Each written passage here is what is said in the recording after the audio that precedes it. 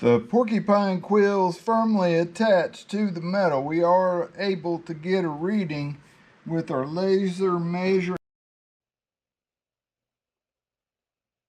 Hey guys, welcome to the channel and welcome to the video. This week we're back on our old OBS truck, and we got a little damage here in the back of this bedside. We're starting out pretty light and easy here, straightening out some small dents, but we're going to get into some big ugly rust repair. Lots of cutting and welding on a dang truck bed that we could easily buy and replace. But anyway, everybody needs to do a little welding and rust repair in their life, so here we go. We're going to straighten this a little bit out, and then we'll get this thing in so we can do some cutting. Yeah, get you guys set right there. Front row seat for the action. Hook, it's been butchered down a little bit narrower than the factory settings. Just don't want to smoke it to Alabama first hit. Take her a little easy there, bud.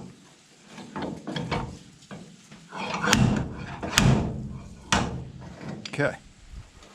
It's kind of putting a few little high spots there. We might need to try to move this corner over here a little bit. I don't know what that's going to entail exactly.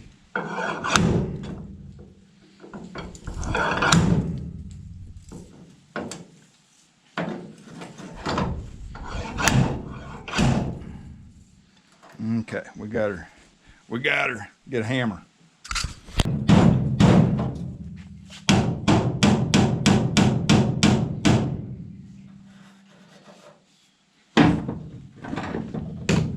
Remember when you put those screws back in there so you wouldn't lose them?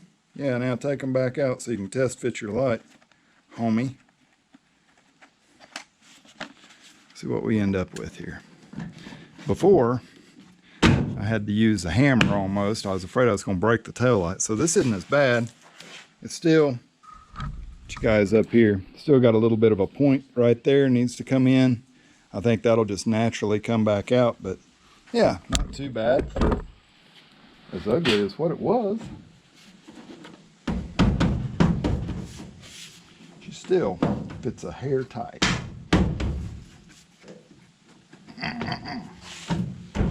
Okay. Oh, yep, the lip is bent flat down in there. It's going to act like a one-way valve. Oh, sucker. Don't. We're going to replace them. I just don't want to ruin that one where I can't use it to test fit it. That bottom edge needs to go back up. There.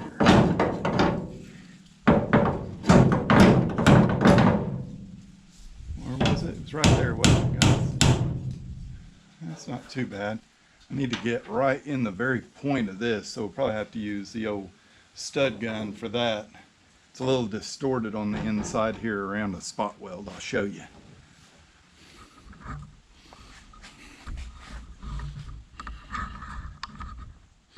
See right here. We're still a little whack right there. It's causing that corner to be in a hair. I bet the light goes in good now though.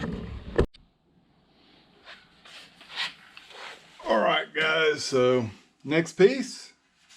It's the outer wheelhouse. Yeah, we're going to go ahead and put the full piece in on this one. Up underneath the truck there, the whole middle section of it doesn't have a single weld on it. It's only on the ends. I don't know if that's the way these things were made. Leave me a comment if you know. Pretty nice heavy gauge piece from LMC. It is aftermarket, so we already know it's probably not going to fit great. But hey, it's the little things. New sheet metal is a lot better than working with old rusty stuff. And I mean, this thing is, it's really soft. It's really soft.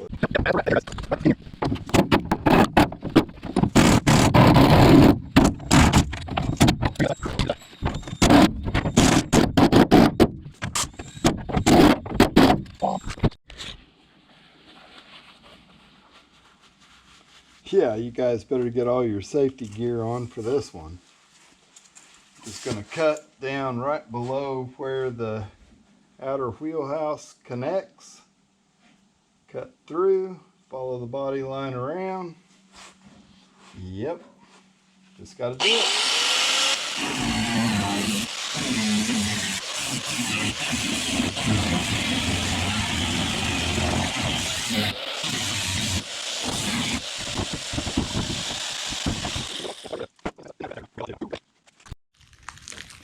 Well, you know, they talk about a lot of ways to skin a cat, and this is definitely one way to skin it. I just thought it was interesting that there's no welds along that flange at the top of that outer wheelhouse. All the welds are down here where I butchered that off with the air chisel. Yeah, and you can see the bedside, you know, it stops right there at the edge of that. So I left just a tiny bit of the bedside up to kind of help position this outer wheelhouse when I go to put it back on. And I just figured, since there was only that little bit welded, I'm going to put the full piece in there.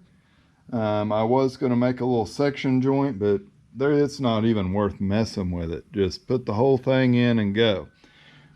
So I did hop in and I cleaned all of the flanges off inside of here. You guys can see back there, I knocked the strip of metal off that was left on there just by grinding the spot welds thin and then air chiseling. And I think I'm gonna have to get the sandblaster out and hit these little reinforcements for the bed and put some corrosion protection on them too. Well, it's kind of dark out here. There we go. So I think we're gonna move the bed into the big shop, get it up higher off of the ground so I can get up under it and spot the rust areas from the inside, kind of maybe pin this ginormous piece of sheet metal on there and see how much of it we're going to end up using. But all right, fellas, we got her moved inside of the shop over here. Thanks to the Harbor Freight, threw some new casters on our old bed dolly. Man, I built that thing back when I was in high school too. That's crazy how long stuff lasts if you make it out of steel.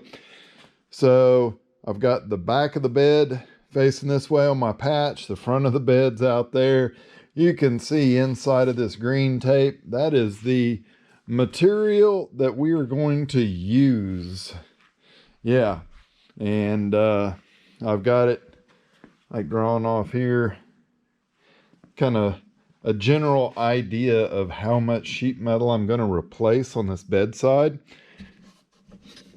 I wish I could just put a bed on it, but you know, whatever. We're gonna go with this method, and we're not gonna have to prep the inside of the truck bed. Yeah, always look at the sunny side, guys.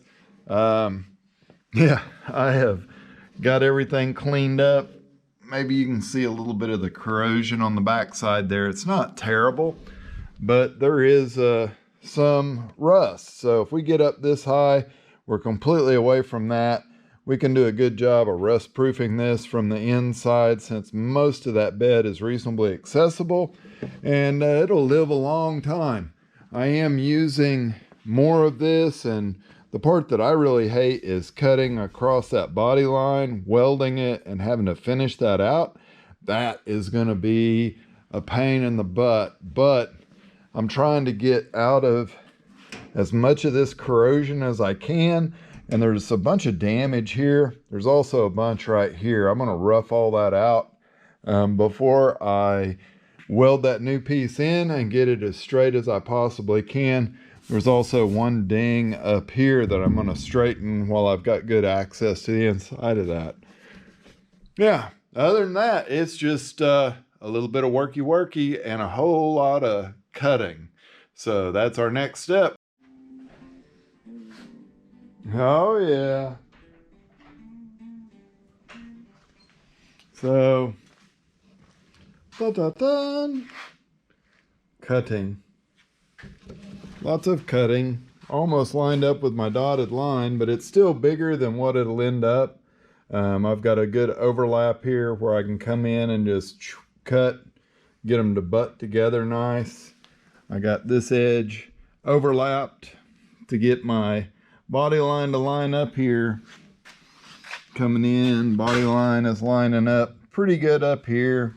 It's slightly clamped in place. You can see what I cut off of here, like a lot of corrosion, but as it fades out, that's where we're going to cut and replace. Here there's corrosion gets close to the edge that I cut, but like I said, I'll end up cutting another probably inch higher when I do this. So we've got all that cut out. We've got this up here. I didn't record the actual cutting for you guys because nobody really likes to hear a cutoff wheel running, not even me, but you got to do it sometime. So there we go. We're going to continue to dial in the fit here and get this thing ready to do the old Fitzy cut and butt kind of my way. All right. So yeah, here we are. Okay. So what I've got now is this thing is clamped where the body lines are straight, and I'd cut this off just above this body line, so that is straight. And now we're going around with a scribe. You know, you take a old car antenna, you're scrapping her, steal that thing, cut it off, grind a point on it. Man, they are super tough. You can drive holes in sheet metal with these. But we're using it just to mark our cut line. So there is what our scribe line looks like. And you can tell, man, there's a lot to cut off of this thing. Kind of scary to cut that much metal off. But something that I have not done or talked about is this inner piece here. And I like being able to get this big window so I have lots of access there. I can finish cleaning off just little bits of the nubs of the spot weld, fit that piece up there, at least put it in with some screws so that we're sure that our wheel well on that fits it right.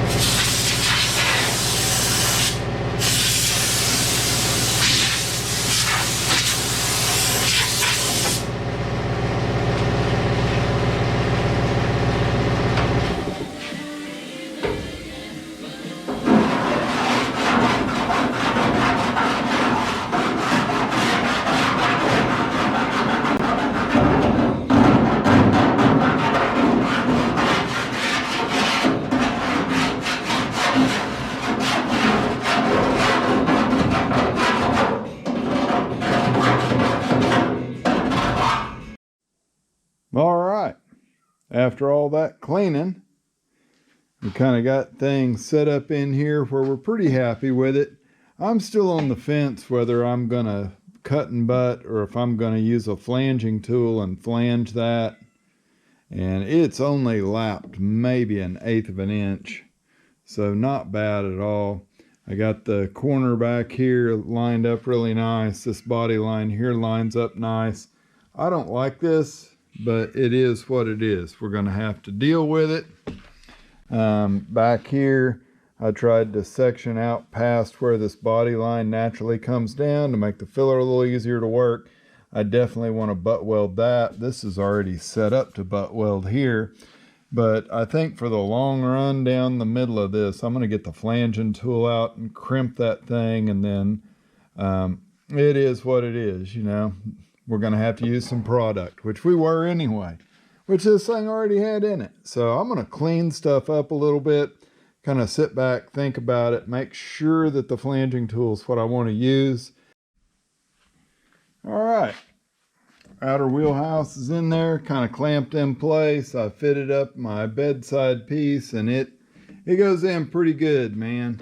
So yeah, next step, I guess we get out the welder, I'm assuming. Yeah.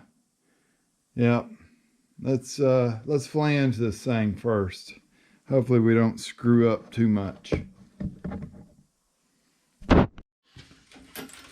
Just got your cheap old flange punch tool.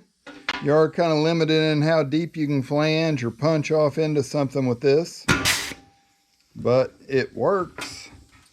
Kind of. This one's kind of, yeah, she come from the Harbor Freight, so not as good as some. Not as bad as others.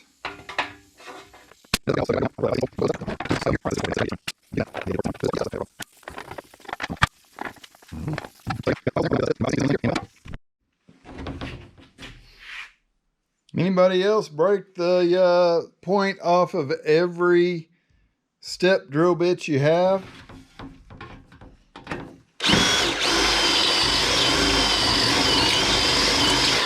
Still sharp though.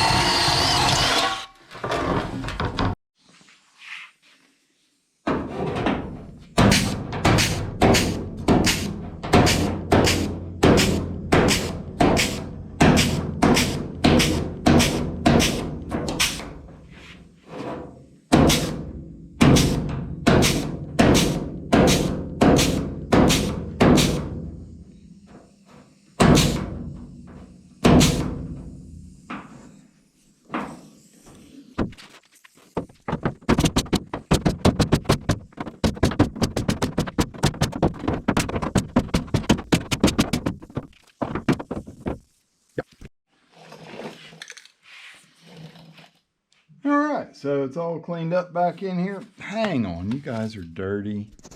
Jiminy, clean yourself. All right, so back in here, we're just going to take us a little weld through aerosol, and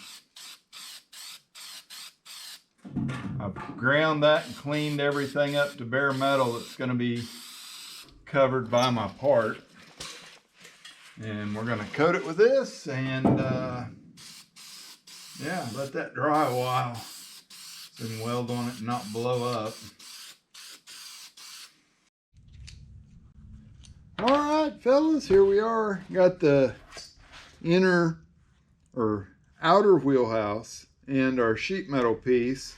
I've laid it in there so that I can mark where I need to drill plug weld holes, because there's holes in this part and it really, like our flanging tool, won't reach out far enough. So we got a mark here.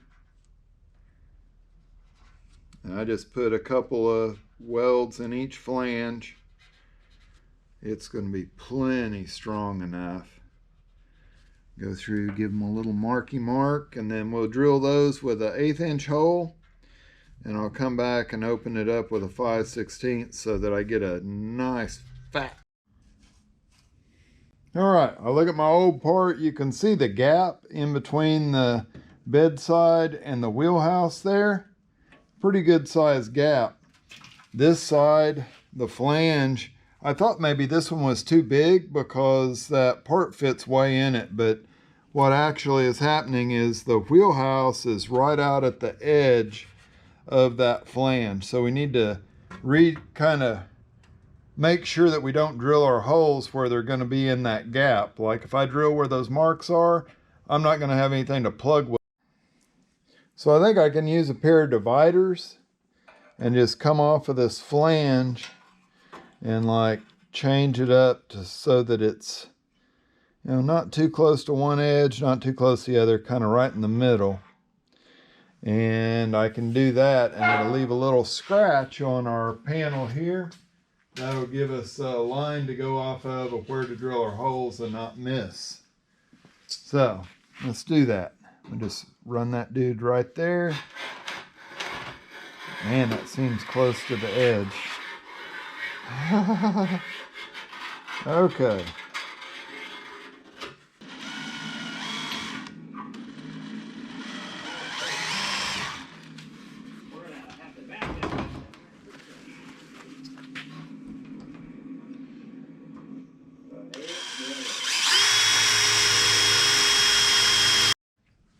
All right, drilling all my holes back this direction so it doesn't leave so much swarf on this side.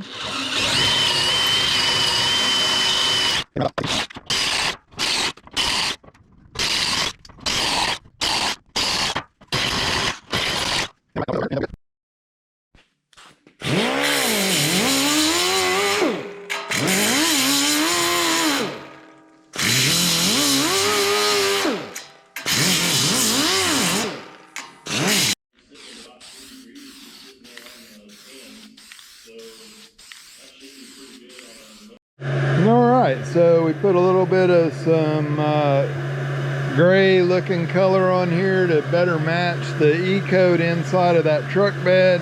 It's cold in Oklahoma.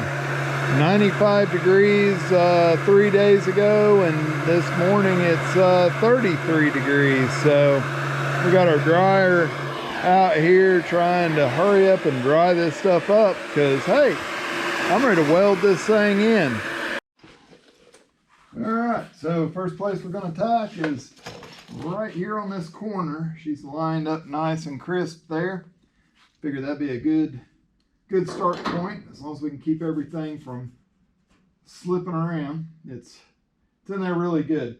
What my plan kind of is to get this tacked in about every inch, you know, working my way through. By the time I have it tacked in an inch, I'm going to try to take this inner wheelhouse out so I can grind and I can hammer and dolly and finish this weld seam out a little bit. I know flanging, like everybody's going to squeal about that, but you do what you're comfortable with when you're doing this stuff. Gonna make a little slight adjustment to the old welder here because we were welding up some thick stuff last time we had this dude fired up. So we'll probably burn a few holes in here. I mean, guys, if you're gonna start, like, weld you some practice stuff, you know, just for a general plan and idea. Come on, darling. Okay, there we go. Right there in the corner. Oh yeah, that's nice. Looks like a big old turd on there. So we're gonna go ahead and kick the heat up. It's actually set in the 14 gauge heat range right there, which seems kind of excessive. Slow the wire down some. Wow. Thought I could do better. And that sounds good. Let's grind that crap off and start over. Dang it!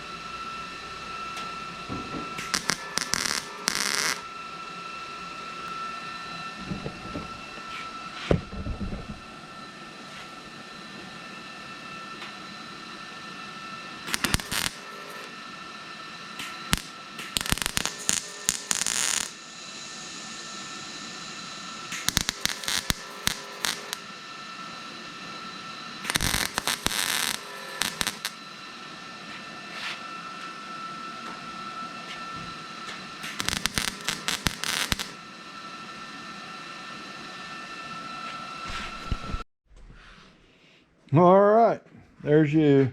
More welding than you want to do, but it's all done except for the very bottom on this side and putting a little plate down where the bed support bolts to in the bottom of the bedside. Yeah, a lot of grinding. You can see the dust, the grinder dust on the floor there. Yeah, I think it's about time for lunch, so better stop and go have some lunch and then come back and I don't know, we might be able to get this sucker with some epoxy or filler on it today. Something. We gotta get moving. Woo! Grandpa always said if you couldn't weld it good, weld it a lot, boys. So there we go. I think we're in good shape. Let's finish the grinding. Woo!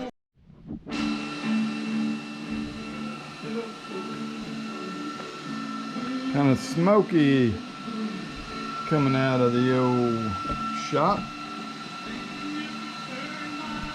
Man, things are starting to get out of control, messy in here. Well, she's gonna have a little filler in her, fellas. It ain't bad. I wouldn't try to hide nothing from anybody. This will be fun around that fuel filler hole. It's really not as bad as it looks. I need to move this forward. I still can hammer and dolly a little bit more down here, but I mean, none of it's terrible, fellas.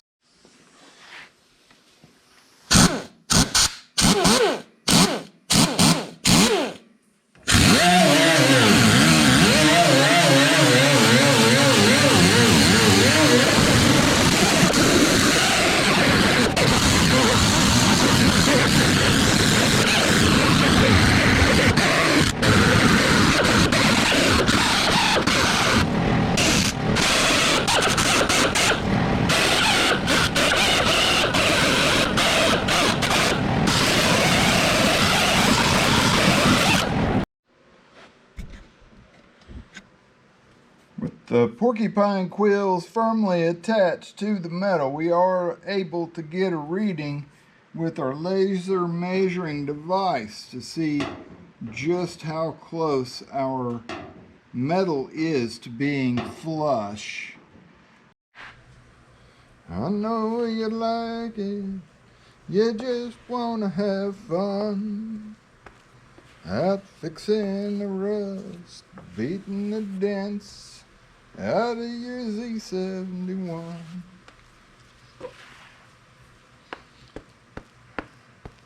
Mix it up good, fellas. Mix it up good. No lines, uniform colors. Smash that stuff in there good. Yep. You do your part, it'll do its part. Isn't that cool how I saved that Z71 decal? Whew, I mean to tell you, we got in tight with her, but I think it's gonna live. Be able to save that puppy. Thin coats.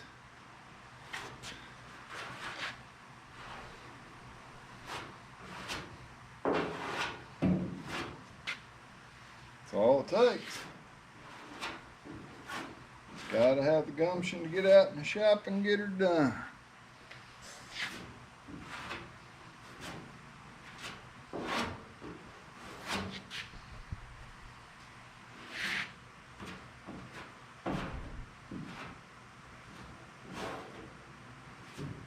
Nobody wants to watch Bondo dry though, do they? Yep, still run the heat gun a little bit. Trying to blow some warm air up inside of this bedside so this stuff will go ahead and kick off where we can sand it sometime this weekend. Anyway, man, it's hard to tell when to stop on one of these videos, guys. I know I've been recording on this for a few days, doing the cutting out and all that stuff.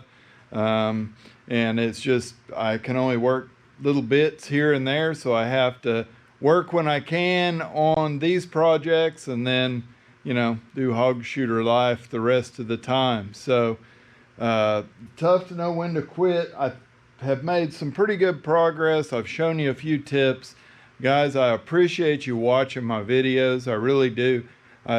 Consider giving it a thumbs up, like, share, comment, and we'll catch you guys on the next video.